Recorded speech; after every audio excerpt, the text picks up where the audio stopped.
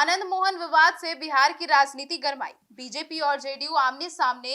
Ticket, पैसे और थैली की राजनीति के आरोपों से बढ़ा सियासी टकराव। नमस्कार, आप देख रहे हैं सिटी पोस्ट लाइव। मैं हूं सृष्टि राज। बिहार की राजनीति एक बार फिर से पूर्व सांसद आनंद मोहन सिंह को लेकर गर्मा गई है। जेडीयू विधायक चेतन आनंद के मंत्री न बनने के बाद शुरू हुआ यह विवाद अब बड़ा राजनीतिक रूप लेता नजर आ रहा है। जेडीयू और बीजेपी दोनों दलों के नेताओं ने आनंद मोहन के खिलाफ मोर्चा खोल दिया है और एक दूसरे पर गंभीर आरोप लगाए जा रहे हैं। जेडीयू पर थैले की राजनीति का आरोप लगाया गया था। आनंद मोहन ने हाल ही में जेडीयू पर हमला बोलते हुए कहा था कि पार्टी में थैले की राजनीति चल रही है और पैसे के दम पर पद तय किए जा रहे हैं। उन्होंने चेतन आनंद को मंत्री ना बनाए जाने की नाराजगी भी जताई और पार्टी नेतृत्व पर सवाल भी खड़े कर दिए।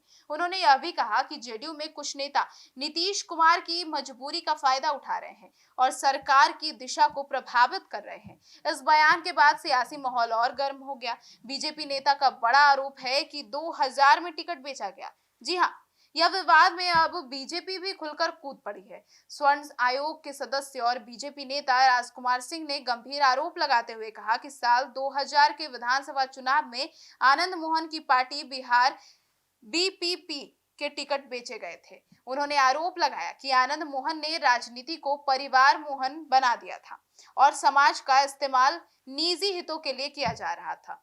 राजकुमार सिंह ने यह भी कहा कि अगर हिम्मत है तो आनंद मोहन अपनी पत्नी लवली आनंद और बेटे चेतन आनंद को इस्तीफा दिलाकर दोबारा चुनाव लड़कर दिखाएं।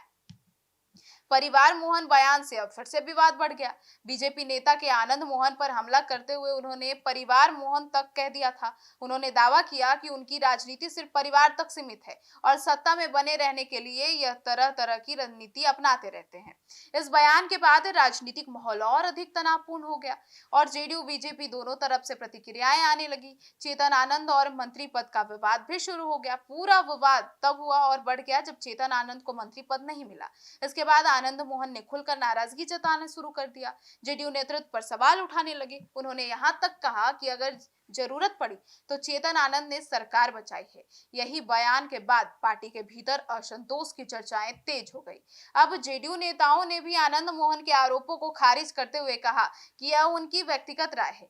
प्रवक्ताओं ने कहा कि जेडीयू एक संगठनात्मक पार्टी है और इसमें किसी तरह का परिवार या व्यक्ति के आधार पर फैसले नहीं लिए जाते। जेडीयू ने यह भी याद दिलाया कि अगर नीतीश कुमार नहीं होते तो आनंद मोहन जेल से बाहर ही नहीं आते। अब पुराने राजनीतिक रिश्ते भी याद आने लगे हैं। अब आनंद मोहन का यह जो राजनीतिक इतिहास भी विवाद का चर्चा बनता अब नजर आ रहा है। वे पहले जेडीयू से जुड़े रहे और बाद में उन्होंने अपनी अलग पार्टी बना ली थी। 2000 के चुनाव में उनकी पार्टी एनडीए के साथ गठबंधन में थी, लेकिन कोई बड़ा चुनावी सफलता हासिल नहीं कर पाई। तो अब कुल मिलाकर बिहार की राजनीति में नया टकराव शुरू हो गया है।